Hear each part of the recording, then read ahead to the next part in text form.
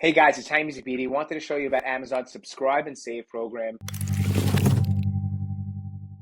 If you're not familiar with it, basically people that love your products and they want to have it reordered every month, every 2 months, whatever you decide, whatever they decide, they'll just say, you know what, bill us every month and ship us this product because they want to receive it in their pantry or in their house every month. So it's a very important program to use, especially if you're selling things that people need to reorder frequently. You can see this is one of my clients over here. This is a quarterly view. So for this quarter, we shipped out $52,000 in sales. But keep in mind, these are not sales that we had to work on or advertise for or anything. These are sales that were already promised to us because people subscribed to our product. They already said to Amazon, send this to us next month. Here's our credit card. So it's really a great feature. We did $52,000 this quarter for this year compared to last year's quarter. We did $40,000. So we're increasing our sales. Here's the units. The units are increasing also. You can scroll down over here. This is our subscription count, 2,000 subscriptions. And then you can see over here on the far right, this is not delivered due to out of stock. This is people that basically told us, they told Amazon, ship the item to us, we want it, but we were out of stock, so the order was canceled. Definitely not great, but it's nice that,